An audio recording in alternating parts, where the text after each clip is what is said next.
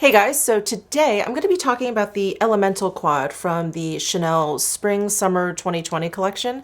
I did a dedicated video to that collection, but in that video I decided to play around with the other quad that was part of the collection, which is the Warm Memories quad. So if you're interested in that quad, definitely check out that video and I'll link it down below in my description box if you are interested. But today I thought we would talk about this particular quad, my review of it, what I think of it, and I do have some thoughts on it.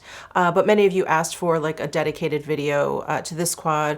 Mainly to see like a look I got out of it. But I do want to talk about this quad in particular before we get into the demo. So why don't I go ahead and show you some swatches of these 4 shades, which I did in the collection overview video, but I'll flash them up here again. So here are the 4 swatches from this number 352 quad called Elemental. And there are just 2 things I want to point out in this review of mine. One, on the back here, I don't know if you guys can see, it's very, very small, but it has basically some wording around like this legend of the 4 shades in here. And so they call this one, these 2 shades a medium, and then this one a dark, and then a light. I'm not exactly sure why they're calling them that, because this one is definitely light, and this one is definitely more of a medium. I don't know if they're just saying like, use these 2 for medium look, and use this for more contrast, you know, use this for light, use this for dark.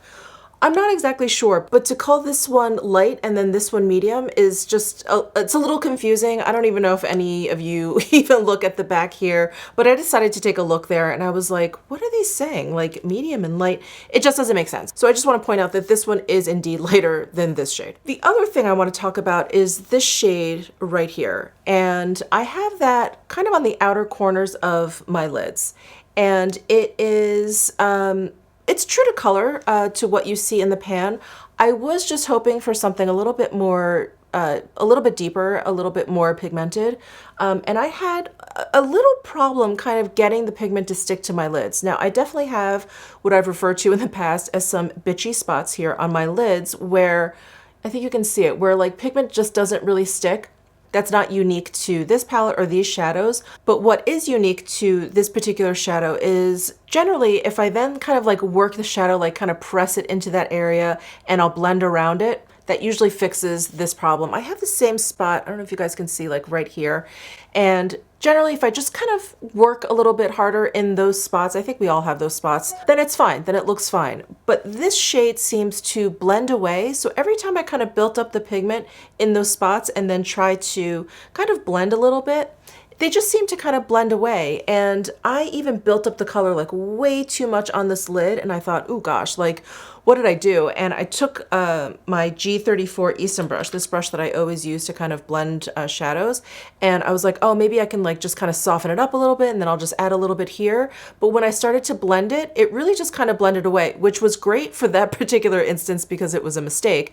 But I was like, wow, that just kind of, I don't know, it just blended away is what I'm saying. And I'm a little bit surprised, you know, a little bit disappointed in this particular shade because this is the one shade in this quad that will give you any kind of dimension, is the one shade that you really want to have a little, you know, gravity to it, that you want it to stick, and the shade that you expect to have, you know, some impact. And I feel like it's a little bit lacking for me in my experience. The other shadows are actually very, very beautiful. I was skeptical that these would even show up on my skin tone, but you can see them and you'll see it in my demo that this does like a really nice kind of blanking out of my eyelid. I lay this down all over, and then this I put into my socket line area, or where you would put into your crease. And it did give like this nice tint, this very, very subtle kind of dimension. So I was happy with those 2 shades. And then this I pretty much just kind of put all over my lid, and it was a very beautiful, very subtle kind of satin shade, really beautiful, like neutral taupe shade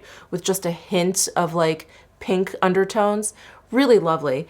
And then I thought this would come in and really kind of like finish up the look, but it's a little too soft for me. But if you're looking for a very, very soft, natural look, you would probably be attracted to this quad by looking at it, and you would probably be happy with this pigmentation. But I just wanted something with just a little bit more impact. So those are my thoughts on this quad, and let's go ahead and jump into the demo. I'm going to take my Sonia G Blender Pro Brush, and I'm going to go into this matte shade up here. Why do I still have these sponge tip applicators in here? This shade right up here, and I'm going to brush that all over my lid.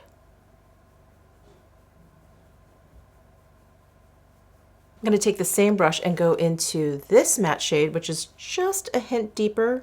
And I'm going to add this to my socket line area, just to add like a little bit of dimension there. I hope you guys can see that. It's very subtle. It's definitely very subtle.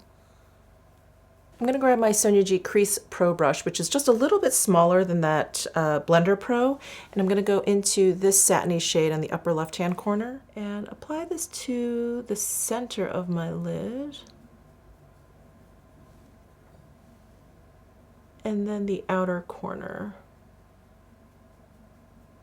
Actually, now that I have it on, I'm going to apply it to the inner corner of my lid also.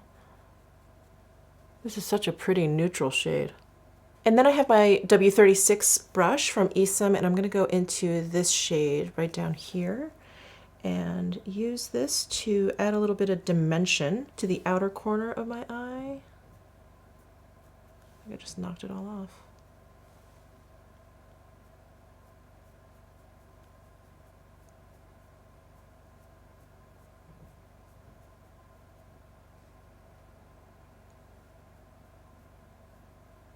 And then I'm going to take a Sonia G Pencil 2 brush and go into that same shade and run that along my upper and lower lash lines.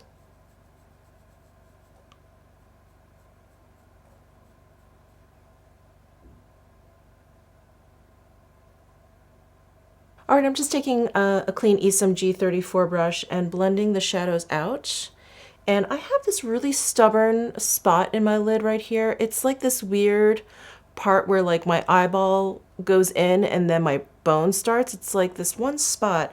And generally if I just like pat shadows into that spot, it'll stay, but I'm having difficulties with this particular shadow. I usually have the same spot over here, but it seems okay on this side. It's just, I'm sure you guys can see it. It looks like a little stripe right here. And no matter what I do, if I press the pigment there, I feel like it helps, but then when I try and blend it out, it just goes away. All right, I'm just gonna finish up my look and I will be right back. All right, here is my completed look. I'm just not a fan of that dark shade. I think partially it is my lids and how I have these like kind of stubborn spots, but most shadows, if I kind of just pay attention to that spot and I press them down, they work fine. But this shadow seems to blend away a little bit, not even just in those spots, but in other areas. And I've already mentioned that in the beginning of this video. So anyway, I hope you enjoyed this video. Please give it a thumbs up if you did. Please subscribe down below if you haven't already, and I'll see you in my next video.